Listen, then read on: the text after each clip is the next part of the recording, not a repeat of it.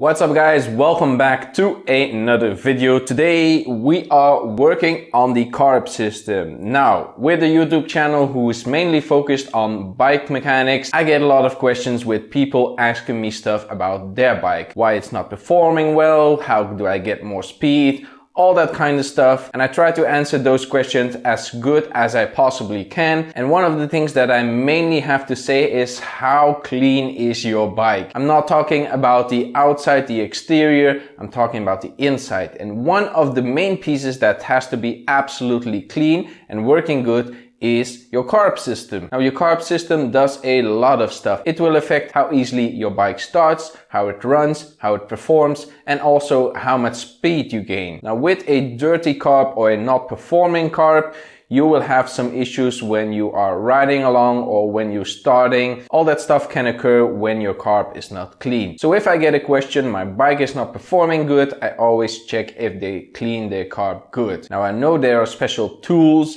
and products to clean carbs, but this is how I do it and how I do it on all my bikes and mainly on all the parts that I work on. Now there are some special things you need to do on a carb to get it even more clean or do some preparations to make it run good. And today I'm going to show you this. The carb that I'm working on is from a Peugeot Fox. Of course, we are working on the Peugeot Fox. If you are new to this channel, you wouldn't know that we are working on a Fox Racer. We pulled some parts and we tried to make it a good performing bike. So I am gonna work on the old carb. Now we're not gonna use this carb anymore, so we're gonna sell it. But this is a good opportunity to show you guys how to clean a carb. Now, as I told you, this carb comes from a Peugeot Fox, but it will work on any carb that you have. Some carbs will be easier, some carbs will be harder, but it's all the same process. So if you follow the steps that I do, you will have a clean carb for every single bike that you have. Now let's get ready for the first step, and that is disassembling the whole carb. Now to disassemble a carb, you don't need a lot of tools. The main things that you're gonna use is a screwdriver and a socket wrench. I got both of mine right here, and maybe some pliers to get those pesky parts out of there. Also, I laid down a little piece of paper towel to put all my parts in there so I can organize them, so I can see much more clearly where everything came from. Now taking apart a carb can be a daunting task at the first, but if you just remember where you got every single part from, it should be easy. If you're not comfortable with this process and you think you're gonna forget something, you can also just videotape yourself, put a camera right here, you can put your mobile phone right here, taking everything apart, and later on, if you have some trouble reassembling everything, you can look back at the video. If you don't want to videotape yourself, you can always take pictures and take notes. That is also a possible thing that you can do. Just make sure you know where everything goes if you videotape it, if you take pictures of it, or if you keep it in your mind. I'm gonna do it in my mind, but also I got the videotape right here, so if I don't remember anything, I can always check back the video, but it should be pretty easy. The first thing that I'm gonna do, I'm gonna remove every single tube. If some of your tubes are still on there, just remove them. Now this carb comes with an electrical choke. It could be that your carb doesn't have this system, but on this carb it has, so we're just gonna remove that.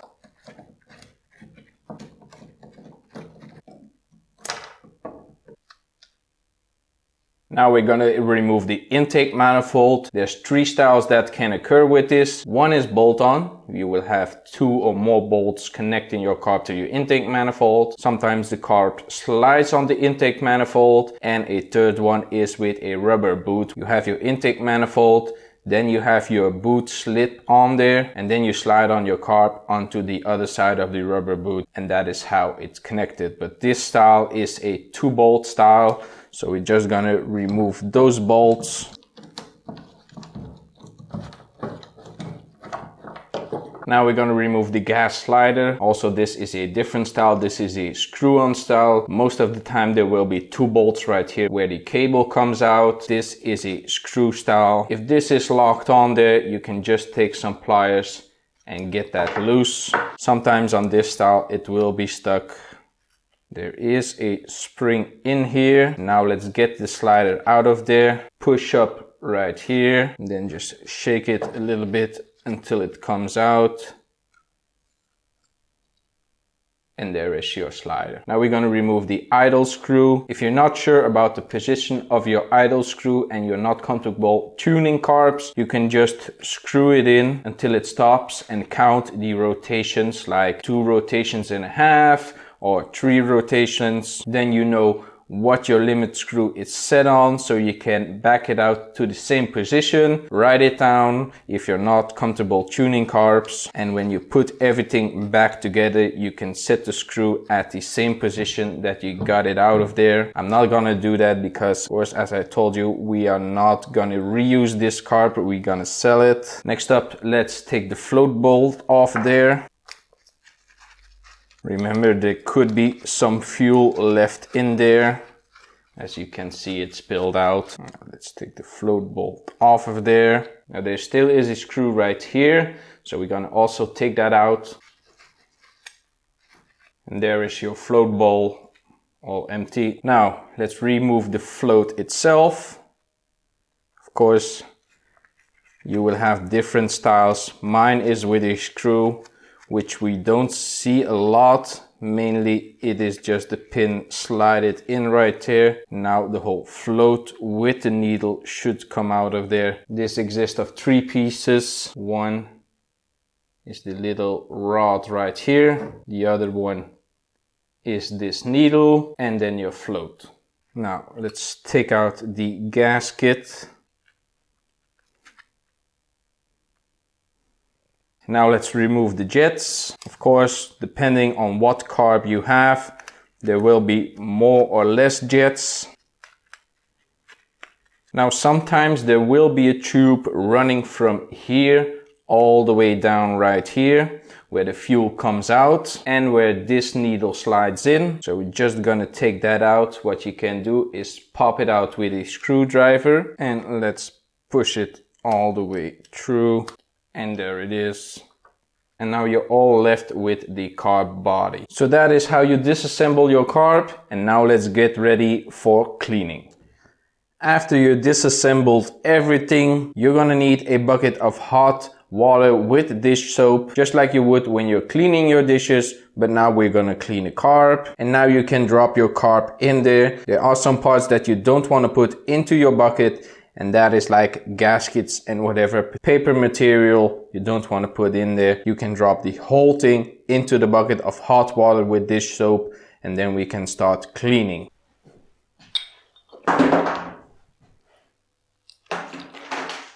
Now the tools that you're gonna need for this process is a toothbrush and a small painter's brush to get in those small little corners. Now the soap and hot water will do its job by itself, but to get it even more clean, I use kitchen degreaser. This is a cheap product that you can use to clean your bikes, and it works practically the same with expensive cleaners. This is just cheaper and you can get it at any store. So get yourself some kitchen degreaser and then you can clean your whole bike, every single part. Now I'm gonna have to do this to every single part, so this is gonna take some while, but I will show you on a smaller part, and the part that I'm gonna show it on is the intake manifold. As you can see, it's really dirty and it's hot from the water, but there is a lot of grease in every single cranny. So, process that I do, I get my toothbrush, get it a little wet, and then I take my degreaser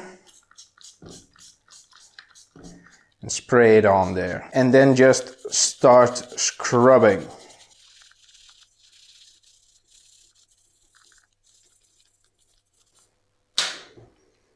Apply some more degreaser.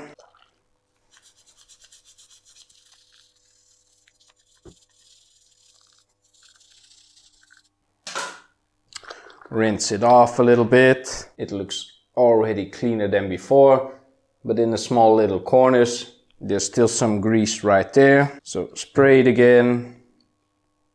Get your painter's brush in there, rinse it off. And as you can see, your part looks nice and clean. Of course, the more steps you do, the cleaner it will get, but this is degreased and nice and perfect. Now I'm gonna have to do this to every single part in there, every single screw, small little piece, whatever. So this is gonna take some while to do, but take your time, make it all nice and perfect, and then we can go to the next step. Just for now, I'm gonna repeat every single step for every single part, and then we have a totally clean carb. So every part is clean right now. When you look at the body of the carb, it looks nice and clean. Now I did this to every single part, every bolt, every screw, the float ball, the body, everything got the same process. In the water, degreaser, toothbrush, scrub, rinse it a little bit, then pull it out. Now to make these parts clean, what you need to do is get yourself a clean tub of water and put all the parts back in there, because there could be some soap still on the parts and we don't want that. We want nice and clean parts. So we're just gonna put every single part in there so the soap can go off of there and we have nice clean parts. Now after that, get yourself a towel and then just rinse them off and put them on a paper towel just to air dry. After you rinsed every single part, you can put them on a heater or in the sunlight, or you can wait overnight to get them all nice and dry. So that is what I'm gonna do right now. I'm gonna leave them right here, let them all dry up and organize them, and then we can continue to the next step.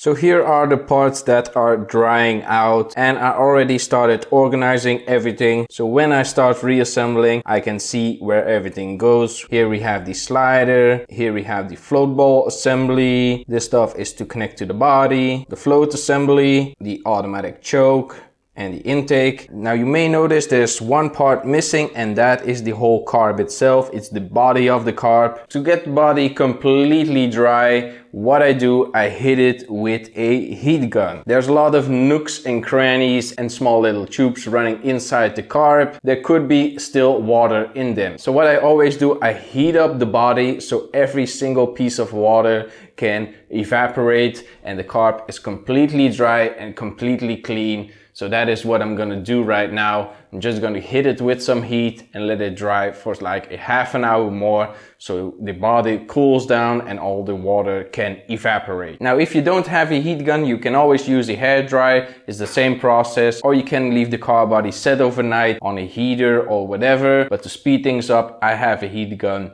So I'm just gonna hit it with some heat and let it cool down, and then we are ready to reassemble the carb again.